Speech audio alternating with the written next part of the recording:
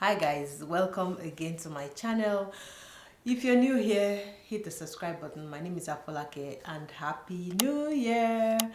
We can't stop saying Happy New Year because the year has just begun and we will say this over and over again, so don't get offended guys, but Happy New Year, Sha. Yeah, welcome again to my channel. This is a brand new year and I'm just putting this message out there for families that are planning to relocate to Canada and thinking let some people go before another. And I think it should be old-fashioned right now for husbands to stay back and wives and children be coming to Canada because one, it is not cheap. So you need to be able to evaluate within your family's scope and expenses or funds why each person should want to split or why a part of the family should come first, or some might say, okay, I have teenage children, let them go to school, then I will join them, or my husband and I will join them later in time. I know circumstances differ, but guys, for the sake of the family, and that's what Canada is all about, you need to move as one family. So let's talk about these things and I'll catch up with you shortly.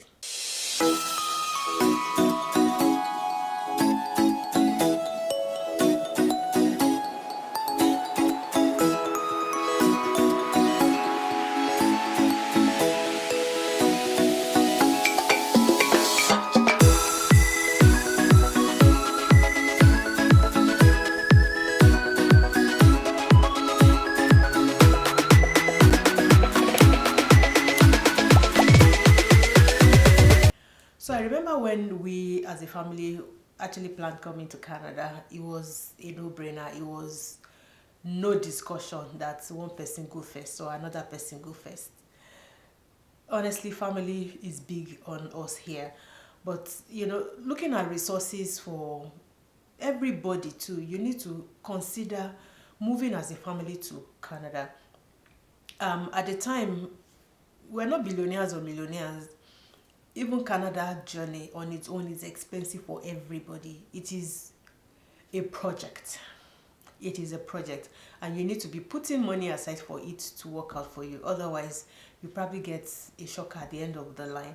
But it's a big deal for everybody. So if you're looking forward to that opportunity to move here, I know resources can be tight, it can be a problem. I know some people would say, okay, let me go first and then I can make my wife and my child come, or my children join me later, or let me go and hustle first, let me go and make some money, then I can bring them as well, and then exchange rate favors, I can be sending money on.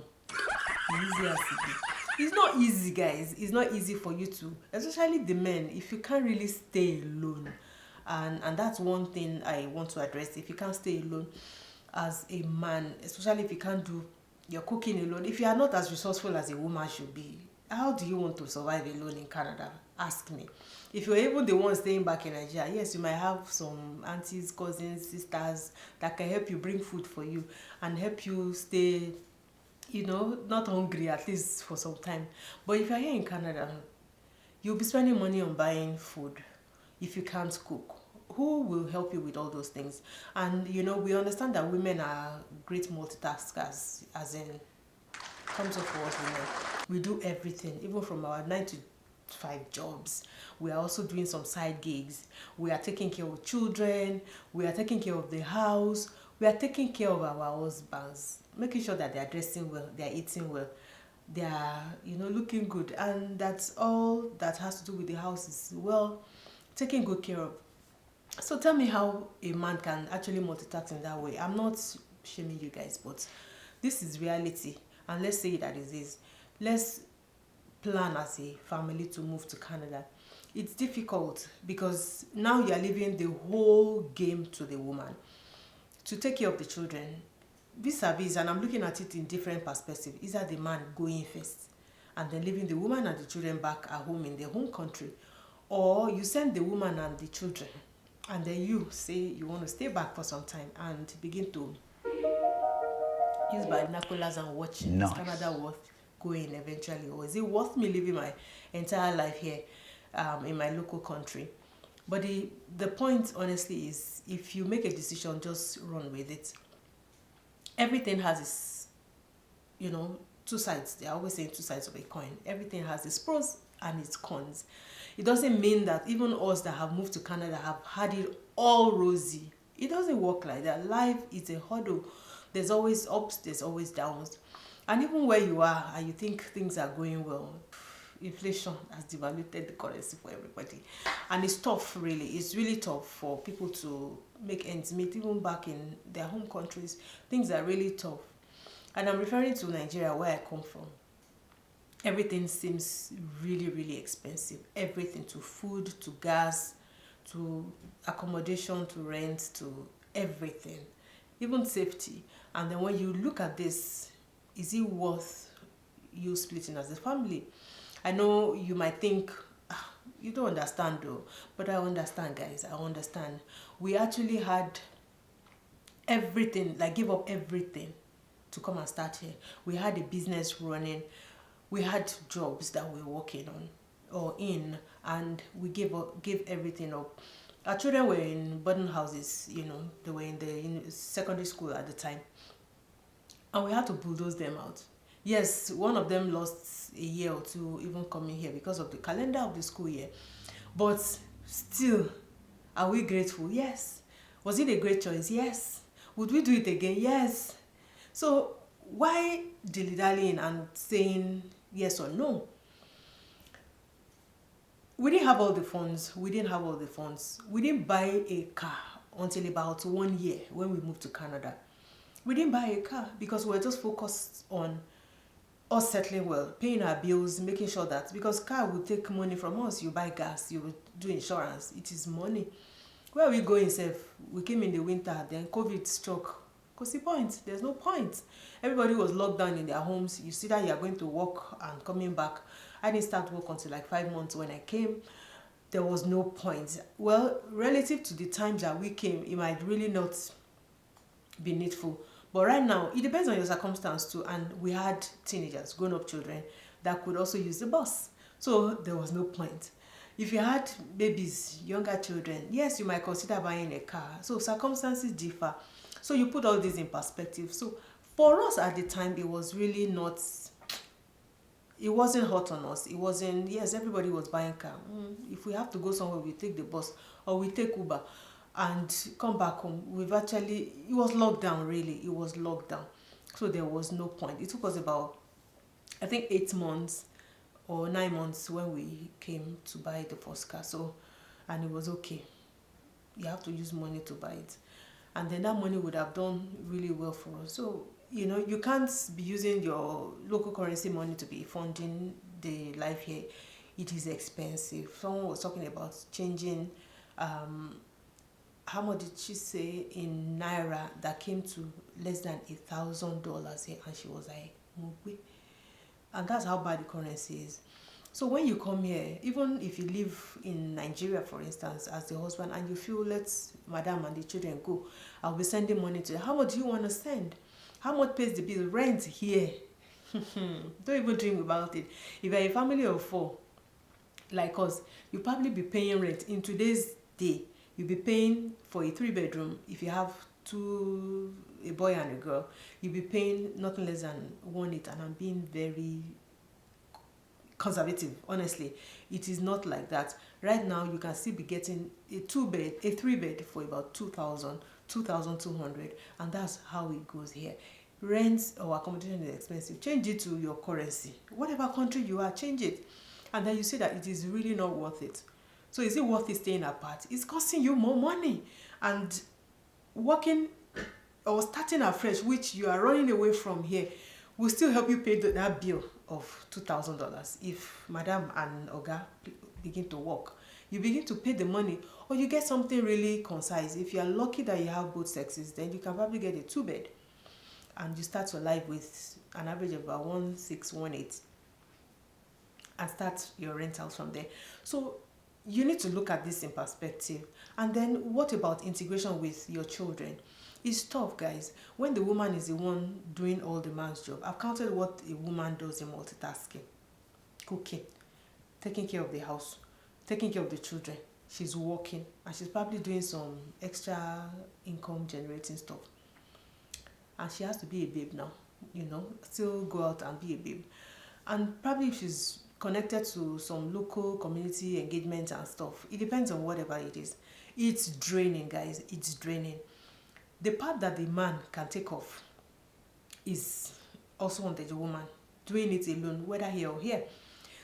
So you are draining the woman, and then she's going to be trying to keep up actually with the time difference to communicate with you wherever you are in the world or your home country.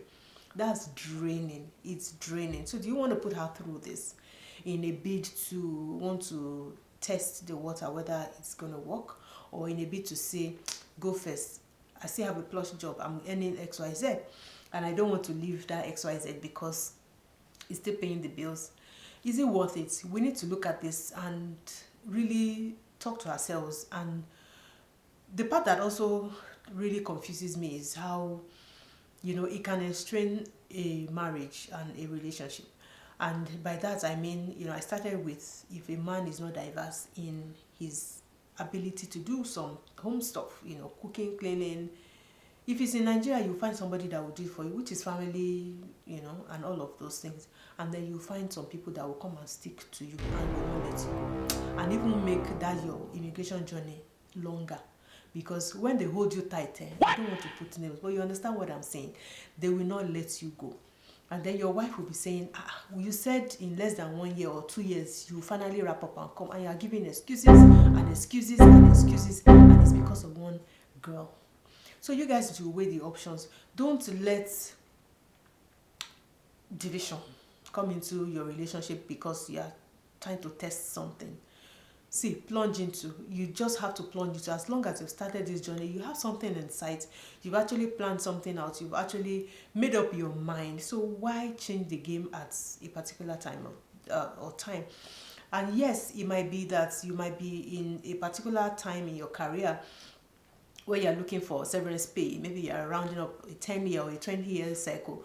That's understandable, and that should be the plan or the end date in mind. So after that, carry your load and move to Canada or wherever and meet your family. But there should be an end date. It is not worth it, even for the children, integrating and helping as husband and wife. There are roles that both parents play in the life of a child, and when you leave it all to the woman, she gets drained. She will not do mommy and daddy work together. She gets drained, and those children will actually be found lacking in the father figure that they need, or the mother figure. So don't let me be partial and say, okay, because I know about 2 or 3 families that it was the father and the children that came, and the mother was wrapping up back in the home country. So either way it falls, wherever it falls, please make hay and begin to move here. It's January. A couple of you have gotten your PPR. A couple of you are looking at actually moving this year. What is your plan? Have you been thinking, let my wife go first, or let my husband go first, or let the children go first? Nobody's going first, so please, you guys need to talk it out, and everybody needs to move. If it takes you staying a few months longer to put more resources together, especially when your COPR is still valid or your medicals are still valid, please do that for the sake of your family, your relationship, your marriage, and your children. It is good. Canada is lonely, guys. You don't want to let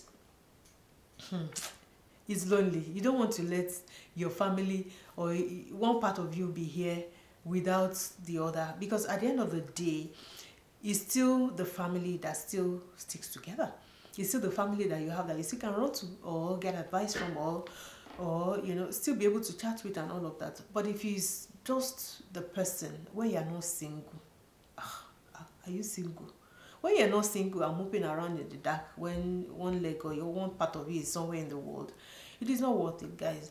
And then, getting to work and coming back, having someone to talk to, having someone to relate with, having someone to share your day with, having someone to console you because of all the changes that happen here that you're trying to also integrate into. And then the person that is not here, that is your spouse, does not understand because he or she hasn't stepped into this place.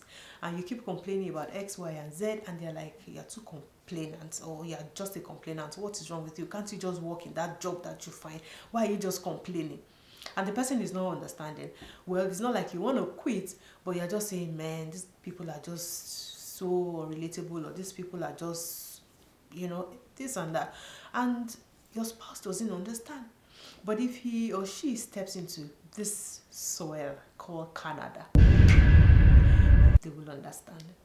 And that's why sometimes it's difficult to relate with people back home, telling them how things are. Yes, we say these things here on YouTube or social media, but people still don't get it. People still don't get it, and they just feel, maybe we say they shouldn't come. I will not tell anybody not to come. In fact, my own is, Canada is better for you to come here, especially with children's education. If you really want them to be the best in their life, there's diverse field of study that they can engage in here.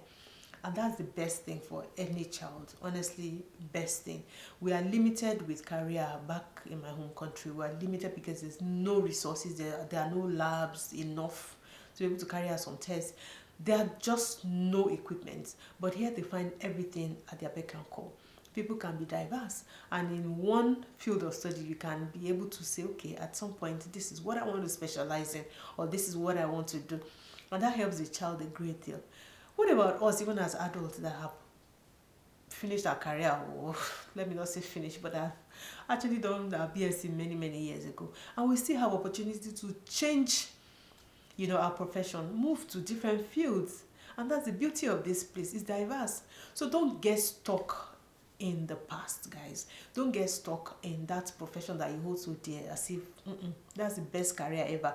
There are better careers that pay better. There are better opportunities. As you network here, as you move here, you find better areas to leverage your skills and your experiences and get better job opportunities for you and your family. See, the best thing for you is when you're making those milestones, when you're creating those milestones and you're looking at it as a family, is the best thing ever. I remember I was speaking to one of my friends. I said, look, when I was having my children, we had this book that we record in the first year. Every step of the way, when they started walking, when they started talking, when they had their first tooth, when they had, their first laugh, when they called dada first, mama first, everything about them with pictures, with stickers. It was a journey, honestly. And yes, most people really have it for their first and second, they forget and but well, I have nothing to complain about. And I have these two books, and I promise my children, I say, that's one of your marriage gift to your spouses. I'm going to give it to them so that they see that. But it's just something memorable. So when you want to create moments, when you want to create something that you will enjoy as a family, please move together here into Canada, because you just make the experience a one-sided one, and you probably will be recreating those experiences again. You can imagine your spouse is here, have done XYZ, and you want to be part of that experience. You have to do it again. It's fun to you the second time, but not to your spouse, because they've already gone through that route, if you understand what I mean. So let's create these moments together. Let's create these experiences together. Let's laugh together. Let's cry together, guys. Let's enjoy the moments together. Let's have these aha moments that we will say, wow, I really enjoy coming to Canada. And that's the reason why. So it's important for us as families to be able to think it through. Please think it through. And this is me coming to you to say, think it through. We didn't have all the money to come to Canada. We sold everything. Even from when we started knowing that there was lights, we started selling everything that we had. And I mean everything. That was when I also had a thrift store online, and I began to sell. Sold to my co-workers. I sold to my friends in church. I sold, my household things from the thrift store online. I began to sell, and even my neighbor did not even know that we were moving. She just saw one of the store, because then we're also very careful who we were telling. But they were like, this is how our house looks. I saw that they were selling XYZ, and they came to, are you guys moving? And that was why we said yes, we were moving. But the bottom line is we sold everything, and that we were able to put some funds together and then save for it. It wasn't easy, even to the very last moment. Some monies that we're expecting from, like the car we sold, didn't come forth as we planned. Some things happen, and then we're getting trickles, and at the end of the day, story for another day. But we're grateful. It's an experience. We're still grateful that we made this move. We're excited. Honestly, it's beyond excitement. Yeah, we've had losses, we've had, disappointments, we've had successes, we've had victories, even in my less than 4 years now here in Canada. But that's still the same thing. But if I compare a vis-a-vis, we've achieved more than even while I'm in my home country. I look at my children too, and the growth, the increase, what they've learned, so what opportunities have come their way even till now, and I'm saying, Canada is always a best place. So I don't know what you're thinking. I hope I've been able to convince you guys, but I just hope that 2024 will make you decide as a family to move to Canada. When you're moving, please come as a complete family. That's what I'm preaching here today. Come as a complete family so that Canada's experience will be one and all together. Thank you so much. I hope this has actually helped somebody change his or her mind. And I look forward to seeing you guys, especially if you're coming to Saskatoon here. I have a couple of families that are arriving soon. I'm so excited and looking forward to meeting them one-on-one.